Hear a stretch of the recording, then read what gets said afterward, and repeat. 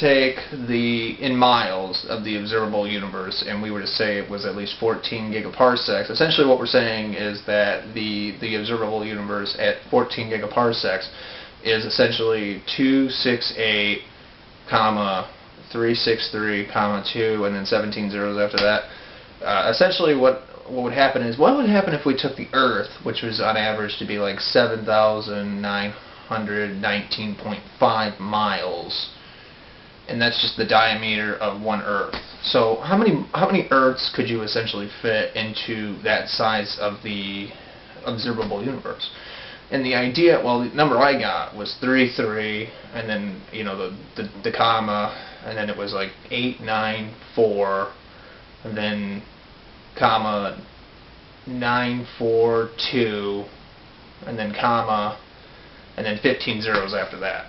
So in other words, what we essentially have, and I can't believe I even memorized that, essentially what we have is, like, just to give you a realistic size and diameter, like if we were to put the Earths next to each other, that, you know, the Earth would essentially be a pretty, it's definitely bigger than a trillion, that's for sure.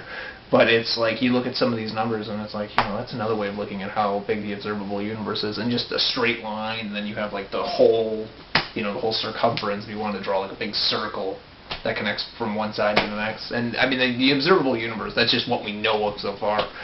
But you know, it's obviously bigger than that, and there's actually been, well, not to get confused with misconceptions of the universe, but I made a video talking about if the observable universe was said to be like 180 billion light years, so in other words 180 gigaparsecs, that would actually be pretty interesting, you know.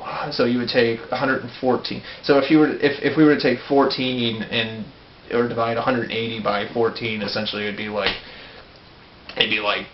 13 or 14 or somewhere around there. I think it's a decimal, because you can't divide 180 by 14 without having like a remainder or a decimal or a fraction, or a whole number and a fraction, you know. So like, for example, if we could divide 180 by 14, I know 10 times 14 is 140, and then you have 40 left over. So you would have like a remainder of, well, you figure 42 would be what 14 times 3 is, so it's like, so you'd have 12 and a little bit left over. But that is essentially how many gigaparsecs you would have on that ratio,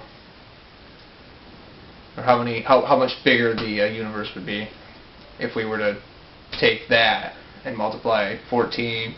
So like 14 times 2, 12, and then a little bit, and whatever decimal it is, equals 180 in diameter. Of like, if we were to compare side by side, you know, the biggest, well, people call it a misconception, and the observable universe is probably even bigger than just that. But, you know, but from what a lot of scientists have stated, that the observable universe is definitely bigger than 14 gigaparsecs. So this is just to kind of give you an idea.